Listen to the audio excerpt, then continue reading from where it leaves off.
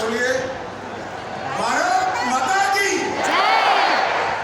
क्यों भाई, विद्यार्थियों की आवाज को क्या हो गया है? इतनी युवा अवस्था में आप ऐसी आवाज निकालोगे? ये 55 के 55 स्थान पर इंदौर से आवाज पहुंचनी चाहिए। दोनों हाथ उठाइए, उठाइए दोनों हाथ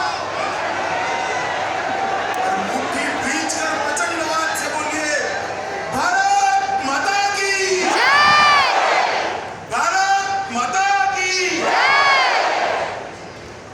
आज के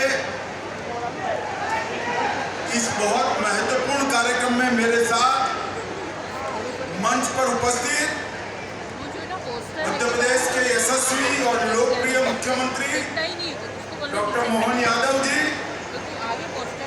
केंद्र की मंत्रिपरिषद में मेरी साथी बहन सावित्री ठाकुर जी, यहाँ के इंदौर से ही लोक प्रतिनिधि और मंत्री तुलसीराम सिलावट जी, आज जिनके निमंत्रण पर मैं आया हूँ, श्रीमान इंदर सिंह परमार जी, श्री शंकर लालवानी जी, बहन कविता पाटीदार जी, हमारे भाजपा के प्रभारी श्रीमान महेंद्र सिंह जी, श्री रमेश मेंदोला जी, श्री मधु वर्मा जी, गोलू शुक्ला जी, गौरव रणदीवे जी, और आज भारत का भविष्य ऐसे मेरे युवा विद्यार्थी भाइयों बहनों, आप सभी को बहुत बहुत शुभकामनाएं। आज मेरे लिए बहुत हर्ष का विषय है।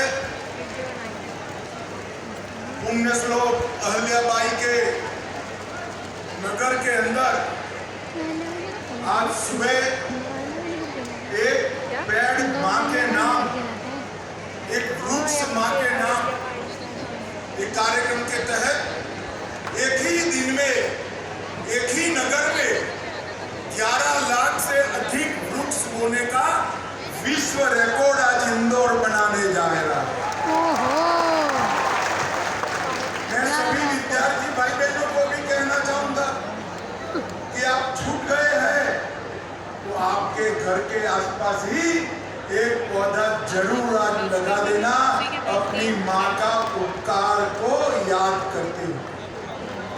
भाइयों बहनों, और आज दूसरा, प्रधानमंत्री college of excellence Madhya Pradesh भर में 55 कॉलेजों को आज प्रधानमंत्री कॉलेज ऑफ एक्सीलेंस के सारे पैरामीटर समाप्त कर बच्चों के लिए खुला करने का काम भी आज यहाँ पर है।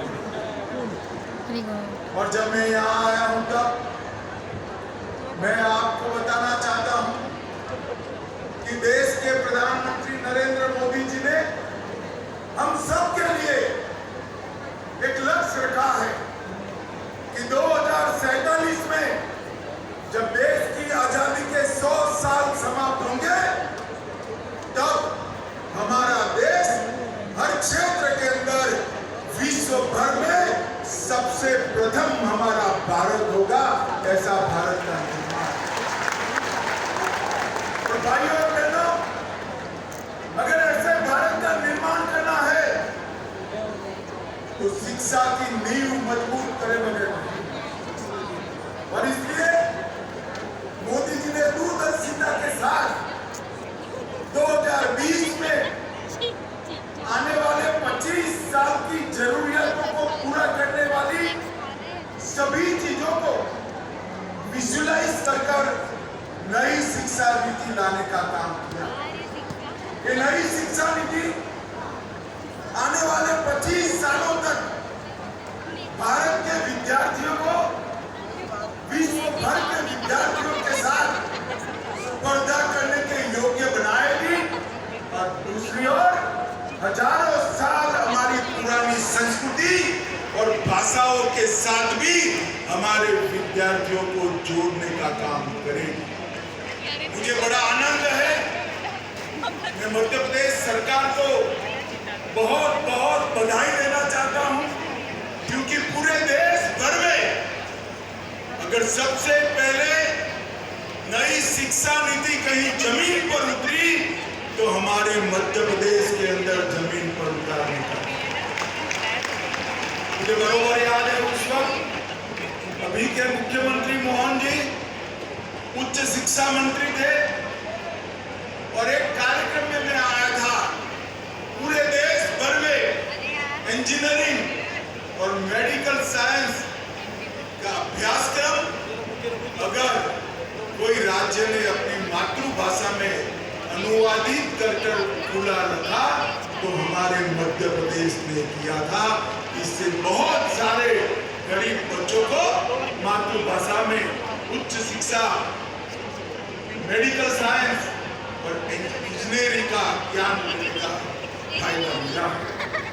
आज लगभग 500 करोड़ रुपए की लागत से ये प्रधानमंत्री कॉलेज ऑफ एक्सीलेंस का जो शुभारंभ हो रहा है वो सिर्फ नाम बदलने का कार्यक्रम नहीं, इसके पैरामीटर्स, इसके क्राइटेरिया तय है।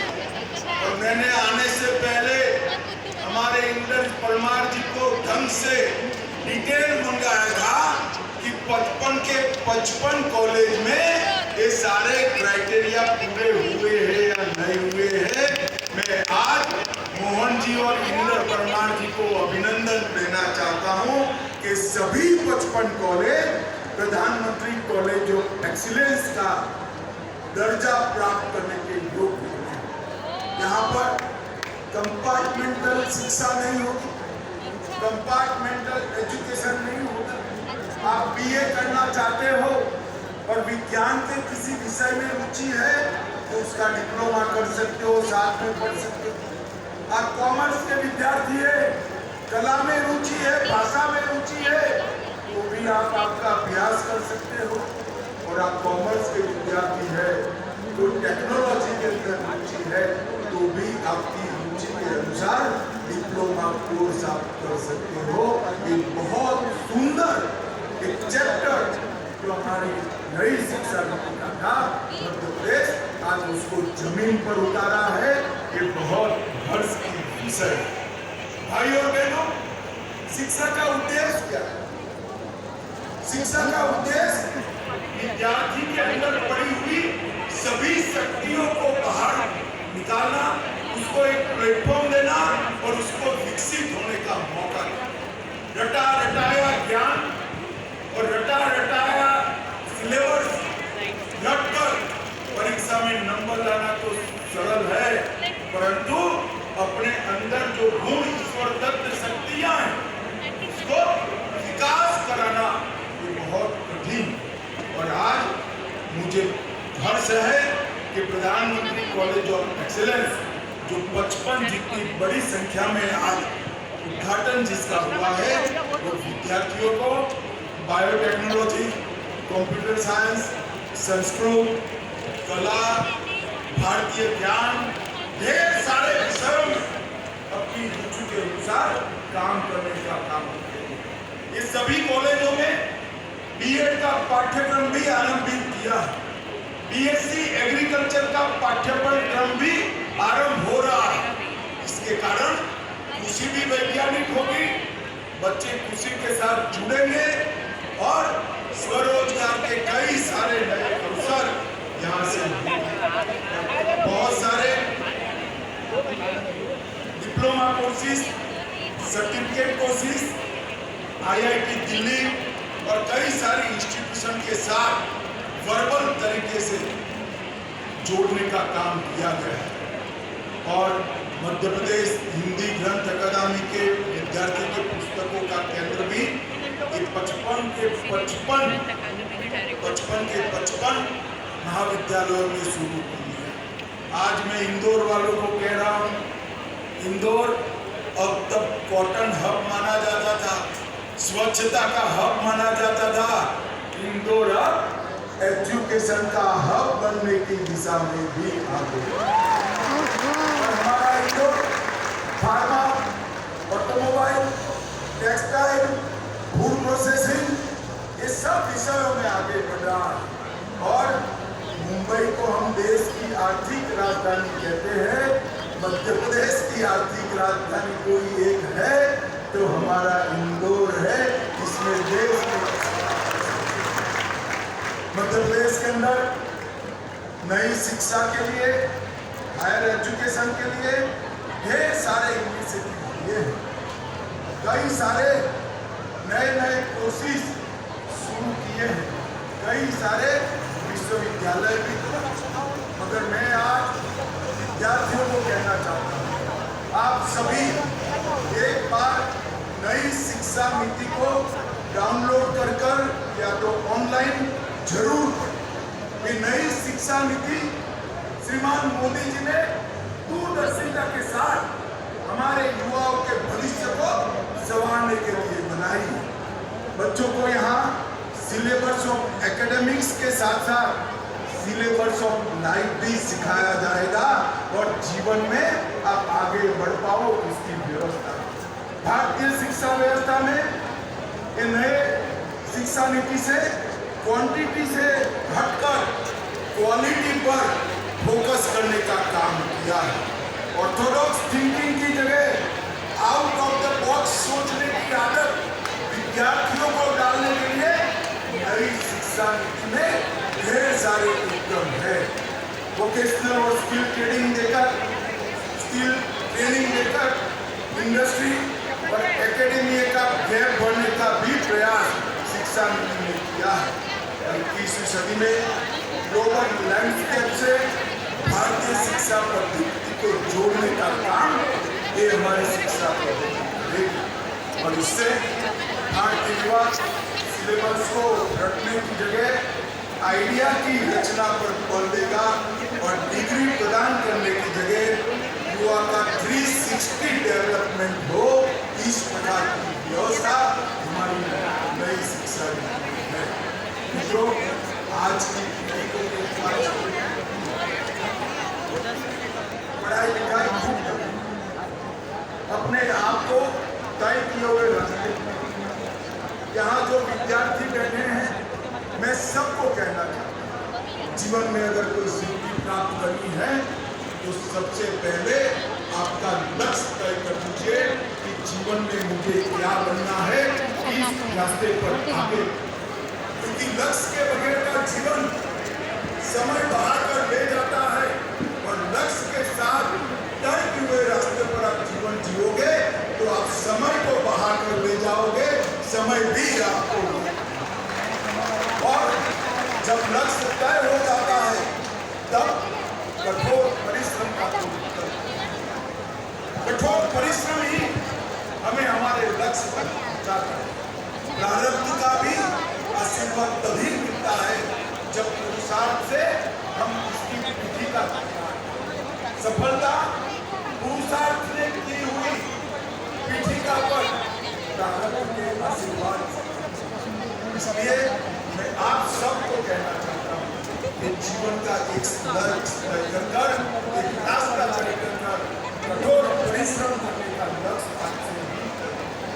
आज की पीढ़ी इंटरनेट की पीढ़ी है, आर्टिफिशियल इंटेलिजेंस की पीढ़ी है, डेटा एनालिटिक की पीढ़ी है और इसीलिए नई शिक्षा नीति में प्रैक्टिकल ज्ञान, स्किल डेवलपमेंट, वोकेशनल ट्रेनिंग और कई सारे वर्टिकल्स का आपके लिए प्रावधान किया है।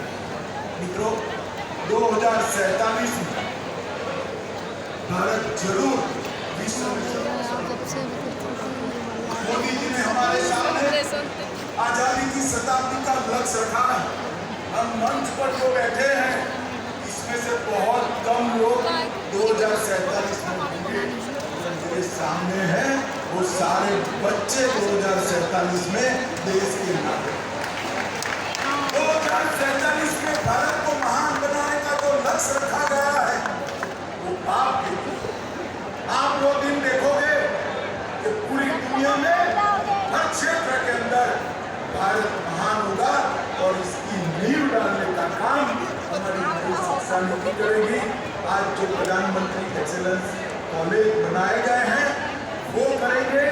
मैं आपके सुनहरे भविष्य के लिए आप सभी को बहुत बहुत शुभकामनाएं देता हूं और इंदौर वासियों को भी 11 लाख पेड़ एक ही दिन पर माँ और धरती माँ का ऋण उतारने के लिए आपने बताए हैं। बहुत बहुत धन्यवाद, शुभकामनाएं। भारत माता की जय।